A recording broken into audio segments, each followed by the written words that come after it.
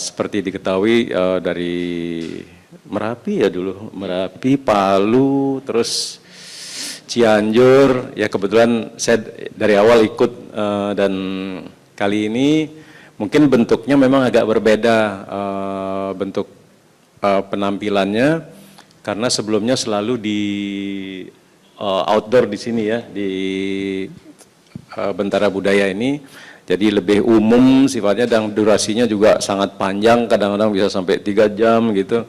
Dan penampilnya juga kayak bisa sempat 60 gitaris waktu itu yang terakhir. Dan kali ini mungkin karena cuaca juga seperti diketahui saat ini masih hujan tidak menentu ya. Ya ginilah adem terus. Jadi memang kami memilih sepakat untuk dibuat di dalam studio, jadi tayang secara live di Kompas TV dan jumlah pemain gitarnya juga terbatas karena durasi cuma 1,5 jam mungkin ya, kalau nggak salah 1,5 jam. Jadi belum lagi talk show-nya, hampir 20 gitaris, nggak terlalu banyak dengan beberapa penyanyi. Ya mungkin dari kami gitaris karena hari ini cuma saya yang bisa hadir di sini. Yang bagi tugas yang lain Andre Dinut ke radio dan lain-lain, jadi saya cuma bisa mewakili seperti itu, menjelaskan dari awal ya. Baik, terima kasih Bli. Dan mungkin melanjutkan itu dari ke Mas. Atas nama teman-teman di Kompas Gramedia, kami mengucapkan terima kasih kepada Bli Bujana dan para gitaris yang setia berkumpul membangun solidaritas. Semoga tidak hanya saat bencana Mas ya. Karena kita ingin selalu bertaut untuk melakukan kebaikan-kebaikan. Dan selain konser amal gitaris yang nanti akan digelar di Studio 1 Kompas TV pada hari Senin tanggal 26 Januari 2026, itu sesinya ada 2, sesi live di YouTube Kompas TV, itu jam 19.30 sampai jam 20.30, kemudian dilanjutkan live di YouTube Kompas TV dan di siaran televisi yang kemudian dirilai oleh akun-akun media sosial di KG, itu jam 20.30 sampai 21.30. Nah, selain konser tersebut, kami juga menggelar seperti yang kita lihat di sini, adalah pameran dan lelang dari seniman untuk Sumatera. Ada 15 lukisan, sebagaimana dipajang di sini, hasil karya dari 15 seniman, semuanya dihibahkan untuk membantu pemulihan Sumatera. Jadi lukisan-lukisan ini dijual kepada halayak dan siapapun yang berminat bisa menghubungi Bentara Budaya dan nanti hasil penjualannya sepenuhnya didonasikan untuk pemulihan Sumatera melalui Yayasan Dana Kemanusiaan Kompas. 15 pelukis itu saya ingin menyebutkannya. Ada Afriani, ada Asmo Aji, Emigo, Ekohan, Kusdianti, Putu Fajar Arcana, Saskia Gita Sakanti. Mbak Kanti ini adalah anak dari gitaris Tohpati. Supantono, Tri Suharyanto, Laiko Twins, itu 2 orang, Niki dan Ruby. Kemudian saya sendiri menyertakan lukisan juga. Mbak Ika W. Burhan, manajer Bentara Budaya, Setio Kohadi dan Wiwi Orat Mangun. Itu lukisan ini nanti pada hari Senin setelah didisplay di sini, khusus untuk hari Senin akan kita display di Studio 1 Kompas TV sehingga para penonton yang ingin datang langsung menyaksikan konser juga bisa sekaligus menonton lukisan-lukisan yang ada. Jadi ya. tanggal 26 langsung dipindah lagi ke sana. Pindah ke sana ya, dan kemudian nanti setelah konser selesai akan kita kembalikan di sini. Sampai akhir Januari. Oke, lelangnya pada saat itu juga berarti atau bagaimana? Lelangnya itu bersifat tertutup. Jadi sejak tanggal 20 kemarin kita sudah mengedarkan lukisan-lukisan ini kepada para calon donatur atau kolektor yang tertarik membelinya langsung dibeli. Jadi kita harapkan semuanya bisa laku sehingga sumbangan untuk pemulihan Aceh itu menjadi lebih besar. Amin, kita doakan bersama-sama ya. Kalau gitu boleh lanjut lagi ke Mas Indarto nih. Kalau begitu DKK sendiri perannya seperti apa sih, Mas, di acara ini begitu? Terima kasih kepada pihak penyelenggara, Kompas TV, para musisi, Mas Bujana dan teman-teman. Di kesempatan ini Dana Kemanusiaan Kompas dipercaya untuk bekerja sama. Pada prinsipnya kami siap menampung dan mendistribusikan seluruh donasi. Nah, saat ini dalam kesempatan tanggap darurat ini dari Dana Kemanusiaan Kompas telah melakukan beberapa tahapan penyaluran meliputi 3 provinsi, yaitu Aceh, kemudian Sumatera Barat dan Sumatera Utara. Nah, saat ini pula kebetulan teman-teman tim DKK juga lagi di Aceh, Mbak, karena memang saat ini lagi transisi ke tahap rehabilitasi rekonstruksi. Jadi ceritanya kami ini mungkin belanja proyek gitu ya. Jadi kami dari teman DKK ingin jemput bola. Kita melakukan penjajakan ke berbagai instansi baik pemerintah, swasta yang pada prinsipnya ingin mempersiapkan untuk pembangunan baik yang sifatnya fisik, terutama prioritas kami pada kesehatan dan pendidikan. Jadi sementara itu yang bisa saya sampaikan. Baik, siap, Mas. Mungkin kembali ke Bli Bujana kegiatan ini. Kami dari Desember sudah sempat rapat untuk hal ini, tapi memang dipilih karena libur juga, kendala libur akhir tahun, dan juga justru paskanya ini sangat penting karena nggak terbatas ya kebutuhan di sana, dan sampai saat ini kan masih jauh mungkin juga ya gitu. Akan terus, jadi ya kami akan berusaha tetap tentunya di sini, dan ya terima kasih bisa bekerja sama selalu dengan Kompas, dengan DKK ini selalu ya. Jadi akan terus berlanjut sih pastinya gitu. Kalau begitu harapan atau mungkin ada target nggak sih untuk konser Amal ini seperti apa nantinya? Kan agak berbeda juga ya dengan yang sebelum-sebelum ini. Ada target khusus nggak sih atau mungkin harapan lah yang sengaja diharapkan? Harapannya tentu bisa mengurangi beban di sana pastinya ya. Kalau misalnya mereka bisa sambil nonton, mungkin bisa juga menghibur mereka yang di sana. Saya nggak tahu ya kondisi di sana ya, apakah ada terjangkau listrik atau apa gitu. Paling tidak apa yang ditampilkan nanti live di Kompas TV kan di seluruh Indonesia atau mungkin juga di luar bisa nonton, dan harusnya bisa ikut kontribusi ya untuk donasi gitu. Paling tidak itu sih yang diharapkan. Oke, makasih Bli. Sebenarnya saya itu 2 minggu ini tuh baru balik dari Aceh Tamiang.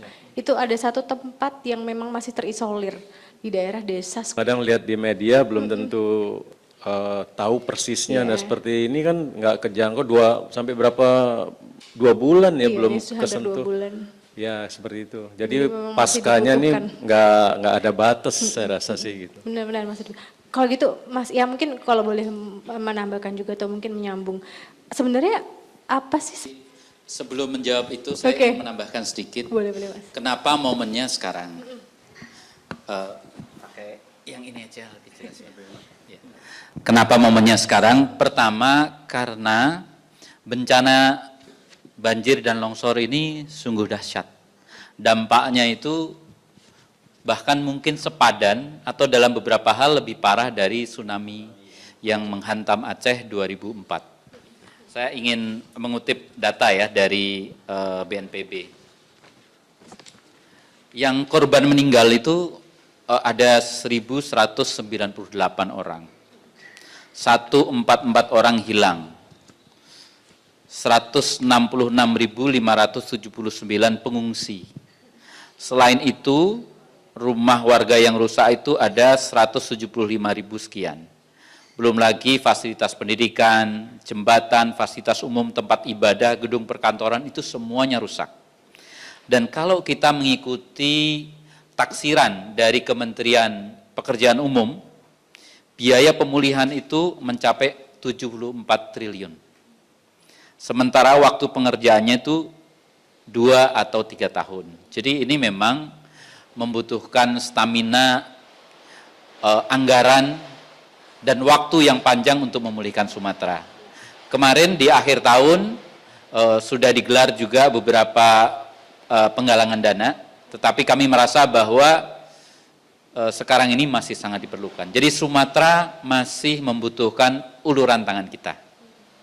Kemudian bergeser ke pertanyaan yang kedua, apakah seni cukup efektif ya untuk membangun solidaritas? Menurut saya justru solidaritas itu sebaiknya dibangun melampaui sekat-sekat sentimen partai politik, sentimen kesukuan, sentimen keagamaan, dan lain sebagainya.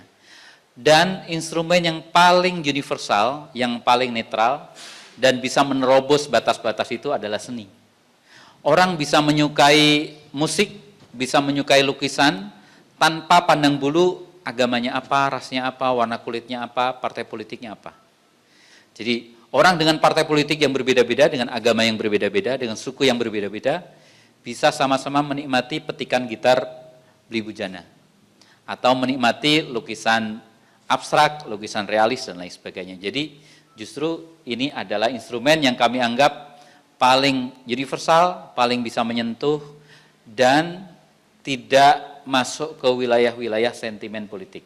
Kayak gitu kira-kira. Benar, setuju saya. Paling menyentuh itu benar-benar yang akhirnya semua bisa tergugah ya bersama-sama dengan seni ini. Ya. Seperti pagi ini ketika banjir ada di mana-mana, kalau kita lagi di lalu lintas, mengendarai mobil katakanlah begitu, maka mendengarkan musik itu membuat kita lebih ikhlas menerima macet ya. Amin Mas, walaupun tetap aja ya harus kenapa macet ini. Baik, mungkin kalau ke Mas Indarto saya mau tanya ini kan. Aceh Timur. Oh baik. Nah, setelah melihat di sana belanja masalah ya mungkin di sana, apa sih sebenarnya mungkin yang nanti dilihat kebutuhan apa yang paling krusial begitu Mas? Aspek-aspek apa yang mungkin dilihat di sana yang memang perlu bantuan begitu dari kita semua ya pasti? Baik, terima kasih. Jadi ini ceritanya mulai Senin kemarin, rekan-rekan dari tim DKK, seperti saya sampaikan tadi, langsung ke lokasi, langsung ke lapangan, kemudian melakukan penjajakan, melakukan asesmen, melihat kira-kira apa yang pas untuk kita kerjakan. Nah hari ini teman-teman kembali ke Jakarta, tentu setelah ini kami akan berkoordinasi apa-apa saja yang memang layak dan pas untuk kita lakukan bangunan atau bantuan. Gitu. Tapi fokusnya tetap di kesehatan dan pendidikan tadi ya seperti Mas Indarto sampaikan ya. ya? Betul sekali, jadi fokusnya tetap di pendidikan dan kesehatan. Mungkin boleh dijelaskan nggak sih Mas, kenapa kok fokusnya kira ke pendidikan dan kesehatan begitu? Ya, yang pertama karena memang kalau pendidikan seperti kita tahu, tentu itu masa depan ya Mbak, masa depan bangsa. Jadi kalau kesehatan lebih menjangkau intinya ke seluruh lapisan masyarakat, apalagi saat ini kondisinya masih di posisi bencana, tentu hal-hal itu sangat dibutuhkan. Oke. Baik, makasih Mas. Ini teman-teman media apakah ada pertanyaan? Saya mungkin buka 3 pertanyaan dulu ya. Pengen lebih dalami ini aja apa nanti yang akan diperformkan sebelumnya kan lebih artis-artisnya juga mungkin nggak sebanyak yang sebelum-sebelumnya.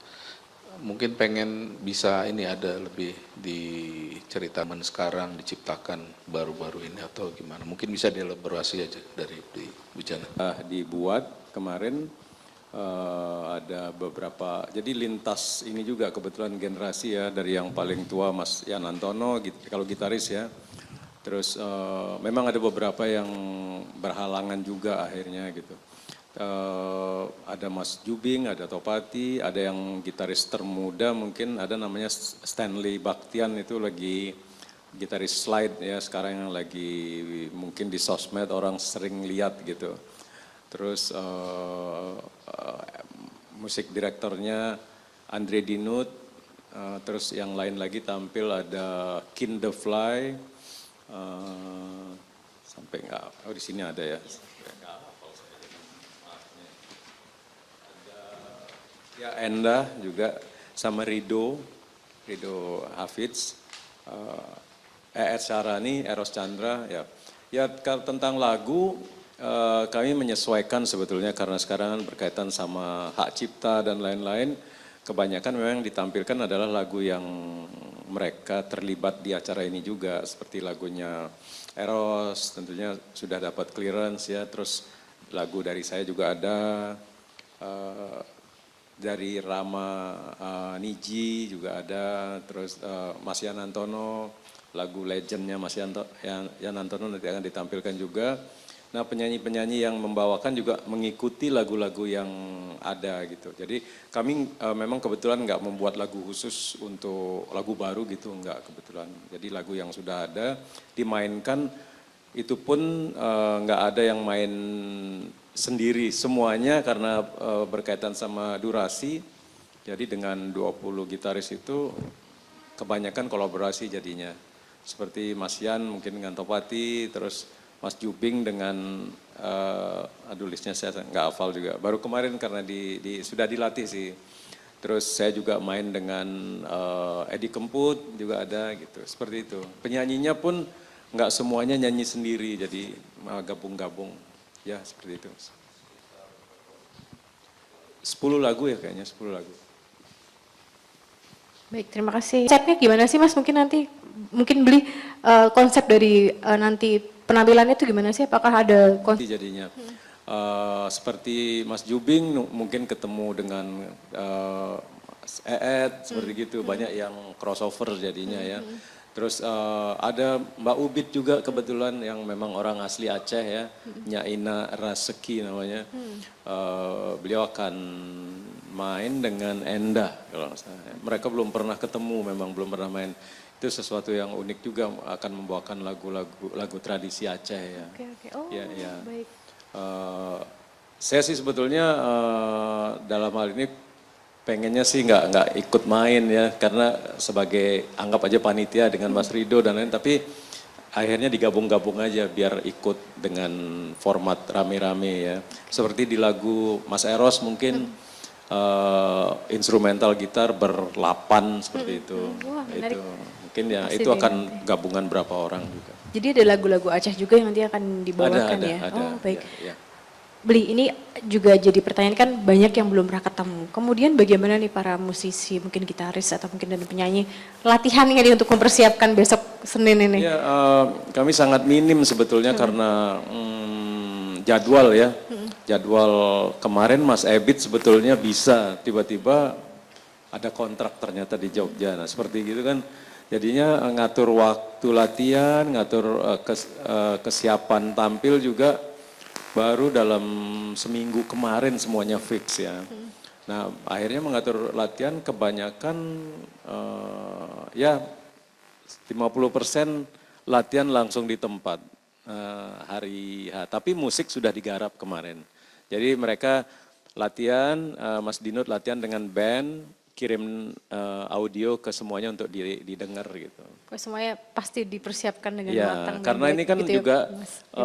tayangan TV kan lebih beda ya. Iya, Tayangan TV itu kami juga harus mikir sound yang lebih bagus juga. Kalau tampil outdoor tuh kan kadang-kadang nggak ada batas menit. Iya. Habis-habisan. Kadang-kadang kalau itu ditonton di TV kurang nyaman juga. Jadi nggak ada durasi. Kalau ini kan udah fix, jadi lebih aman sebenarnya. Ya? Lebih aman dan mereka semua bisa latihan masing-masing di rumah, terus nanti ketemu langsung di saat sound check gitu. Oke, makasih Beli. Mungkin kalau gitu saya pengen tanya. Jadi Bentara Budaya menawarkan kepada seniman yang menjadi sahabat Bentara untuk menghibahkan karyanya. Jadi seniman yang rela karyanya diberikan untuk ini dan sepenuhnya nanti hasil penjualan akan didonasikan. Jadi seniman sama sekali tidak mendapatkan persentase dari hasil penjualan. Baik. Kemudian dari karya-karya yang diusulkan, kurator Bentara, Mas Frans Sartono dan Mas Evik Mulyadi, kemudian memilih dari karya-karya itu dan kemudian dibikin pengantar kurasi, di sini ada wall text dan lain sebagainya. Kemudian kita siapkan juga e-katalog dalam bentuk PDF dan kemudian kita display di sini. Kira-kira seperti itu. Ada tema Tahu nggak sih Mas, sebenarnya Mas mungkin yang dikaitkan juga dengan kondisi di Sumatera ini? Temanya secara umum bebas Niman Oke. menampilkan lukisan mana saja, tetapi kalau kita lihat di sini ada beberapa yang cukup relevan terkait dengan bencana di Aceh. Misalnya di belakang kita ini karya Mas Tioko. Oke.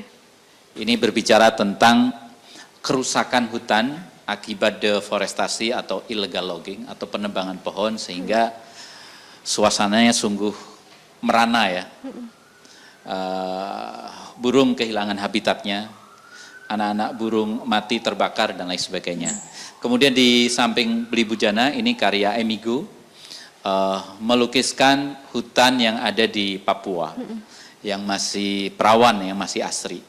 Dan kemudian di depan kita di samping Mas DWA itu ada karya Nisan Kristianto menggambarkan keelokan landscape yang ada di Indonesia. Kemudian di sebelah sana juga berbicara tentang hutan. Jadi temanya bebas tetapi ternyata secara tanpa sengaja banyak sekali lukisan yang mengangkat tentang kekayaan alam, landscape, hutan, yang semuanya menyadarkan kita bahwa kita kalau mau hidup lebih lama ya harus menjaga lingkungan ini. Sebenarnya pesan-pesannya yang terjadi sekarang di Sumatera itu juga sebenarnya bisa terjadi di seluruh wilayah di Indonesia, yang makanya ini kenapa harus digerakkan bersama-sama sekarang ini ya Mas ya. Baik, teman-teman media ada lagi yang mau bertanya? Kalau enggak saya tanya lagi nih. Hasil dari Konsel Amal ini. Ya, baik, terima kasih. Jadi nanti setelah terkumpul tentunya biasanya kami tampilkan di media apa saja kegiatan apa-apa pembangunan yang sudah kami lakukan. Jadi prinsipnya kami sangat terbuka dan menyampaikan baik di media sosial kami DKK maupun nanti di media cetak. Baik, terima kasih banyak. Mungkin terakhir Semoga acara ini bisa banyak membantu dan banyak menghibur tentunya ya, karena kami seniman gitu. Dan buat yang bisa hadir tanggal 27 ditunggu di Studio 1 ya? Studio 1 Kompas TV, bisa nonton secara live, juga di jadwal-jadwal yang sudah ditentukan ya, pukul 20.30. Iya. 19.30. Oh, 19.30 sampai 21.30. Baik, terima kasih. Mungkin Mas Iam boleh melanjutkan. Iya, terima kasih. Konser amal ini maupun penggalangan dana oleh pihak manapun sebelum-sebelumnya, semua itu menunjukkan bahwa di tengah situasi Indonesia yang sulit, kita mungkin mengeluhkan korupsi, mengeluhkan praktek politik yang transaksional, dan berbagai masalah yang ada di Indonesia. Sesungguhnya kita masih memiliki modal besar untuk menjadi bangsa yang maju, yaitu ternyata kita masih memiliki solidaritas, kekuatan untuk saling membantu, terutama kepada bagian dari masyarakat yang lagi kena musibah atau yang lagi kesusahan. Jadi konser amal seperti ini itu menjadi sarana untuk kembali memperkuat solidaritas kita, mempertautkan hasrat kita untuk menjadi satu bangsa yang saling tolong-menolong, saling membantu. Dan dalam situasi seperti itu, seni bisa menjadi sarana yang efektif sebagai alat untuk membangun solidaritas itu. Baik, terima kasih Mas Iam. Mungkin pesan-pesan dari Mas Indarto, silahkan Ya. Mas. Yang pertama, harapan kami semoga acara ini berjalan dengan lancar, mendapat dukungan dari semua pihak, kemudian apresiasi yang tinggi dari para donatur, berapapun nilainya, berapapun besarnya tentu sangat bermanfaat, dan kami akan manfaatkan sebaik-baiknya untuk masyarakat di Sumatera. Terima kasih. Terima kasih banyak. Terima kasih banyak.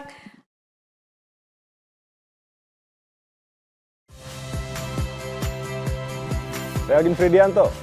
Saksikan terus program-program Kompas TV melalui siaran digital, pay TV, dan media streaming lain. Kompas TV, independen, terpercaya.